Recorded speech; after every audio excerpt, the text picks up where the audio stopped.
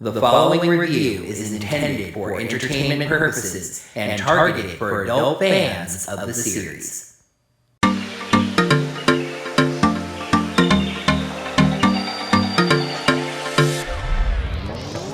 Hello there, heroes. I'm the Orange Ranger, and welcome to Just the Facts about Power Rangers Dino Fury Episode 8, Unexpected Guest.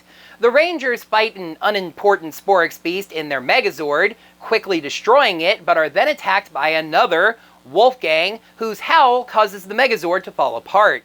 As they search the nearby woods for the reason why that happened, they encounter Mick, the mentor of the Ninja Steel Rangers. Mick is searching for the now apparently ninja-less Nexus Prism, but Zato coldly tells him that this is not related to their case and he can buzz off. At Buzz Blast, Javi and Amelia encounter Mick once again, still looking for the prism.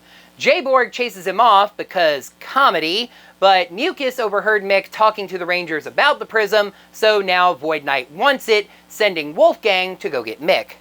The Rangers realize this might all actually be kind of important, so they get Mick back to the base for protection, where he explains about the Ninja Steel Rangers. They find the prism near the waterfront, and Zato uses his mind-reading powers that we haven't seen in 7 episodes to learn that the Morphin Masters created the Nexus Prism, as well as the Energems, and the Dino Gems, because of course they did.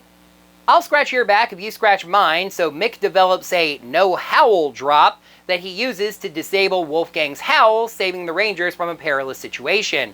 Wolfgang as well as Boom Tower grow giant-sized, so the Rangers fight them with their Zords, debuting the brand new, never-before-seen, all 5 Zords together warrior formation, which is revealed with absolutely no pomp and circumstance whatsoever.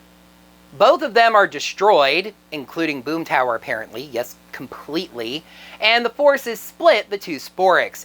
Void Knight says this is not enough power and stomps into that secret chamber, in which we learn there is actually a smaller secret chamber holding a blonde humanoid woman floating in fluid with tubes coming out of her head that Void Knight promises to save with the help of the Sporix.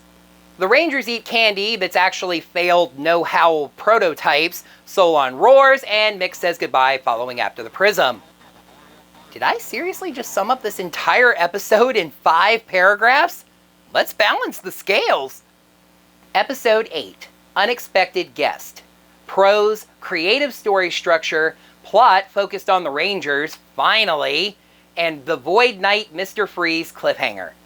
Cons, Mick feels kinda wasted, the Morphin Masters stuff feels like an overly convenient plot dump, and no big build-up for warrior formation. Good. No, better than good. But yet not great. Unexpected Guest gets 3.5 scales out of 5.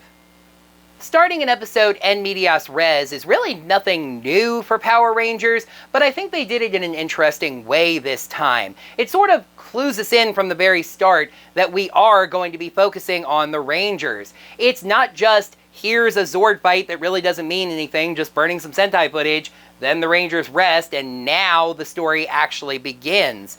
The Megazord still being there after the fight and then falling apart, which, come to think of it, is probably original CGI Zord footage, because I don't think these 2 monsters were connected in the Sentai, really drives us into the story proper. And yes, after a number of episodic character pieces that focus much more on the people than the Rangers, we head into the hiatus with a fully focused Ranger story. You see, this is yet another reason that I think the show only being written for little kids is a lie from Lokar. If it was, wouldn't we get a lot more focus on the Ranger stuff? The flashy explosions, the colorful suits, the big powerful Zords. Okay, maybe also the dumb slapstick comedy, but I mean the life lessons? And yes, Void Knight has their very own Nora Freeze floating in goo. I'd keep an eye on Mucus. She may try to pull a Poison Ivy here.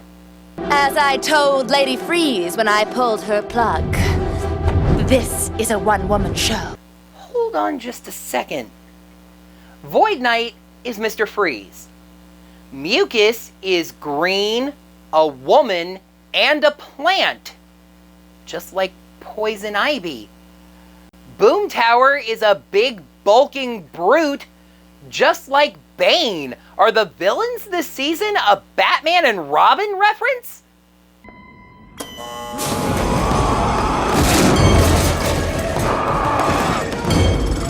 Anyway, yes, that's a completely and totally unexpected curveball, and just like Mr. Freeze, it makes Void Knight a more sympathetic villain. Void Knight isn't just hoarding power because they're selfish, there's seemingly a positive motivation there. It takes it from just selfish greed to desperation. Mick's cameo feels a little bit wasted, at least for the moment. Honestly, most of Mick's scenes in this episode felt a little bit eye-rolling. The basketball thing in Buzz Blast, the RC car thing with Wolfgang, heck, even fanboying over the Rangers. He admits himself that he's met over 40 of them, and he's mentored a team of Power Rangers himself. He ends up being just another one-off character that helps out the Rangers this week and is gone the next. Now, I totally believe this is setting up for something down the road. For example, you'll notice that the Nexus Prism immediately left Earth after checking out the sea. On a completely unrelated little trivia side note, did y'all know that Mosasaurus lived in the sea?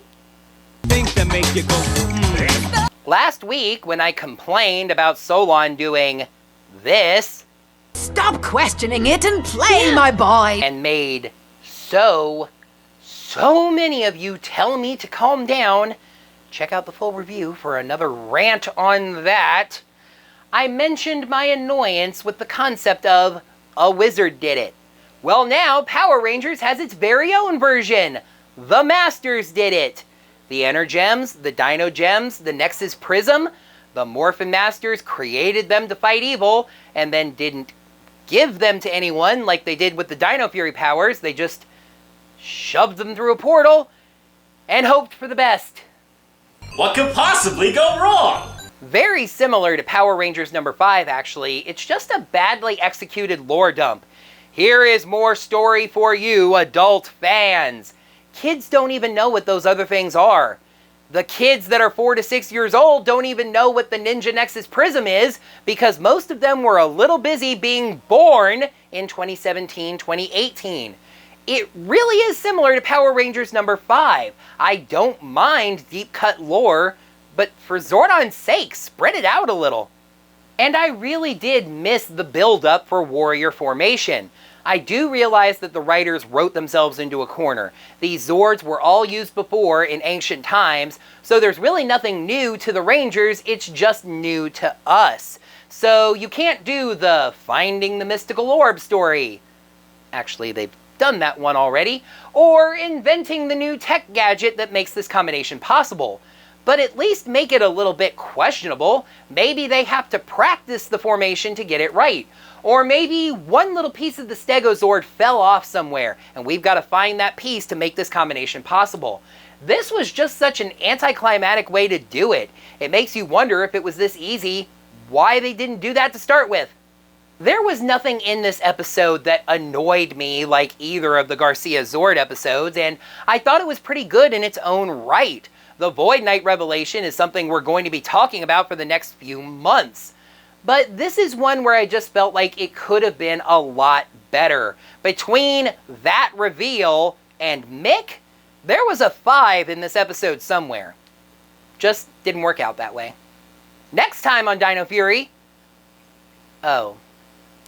Next time on Dino Fury.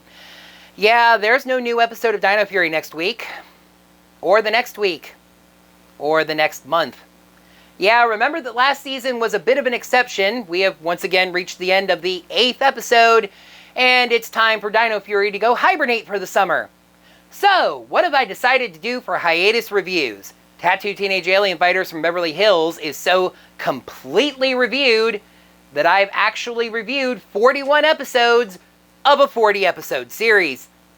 So there's this indie film producer on Twitter that's been pretty active lately, mainly talking about the work they're doing now, but perfectly happy to talk about what they did before. Acting.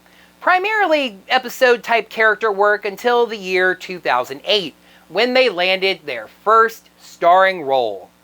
in the second try adaptation of another Japanese tokusatsu property to make a show like Power Rangers.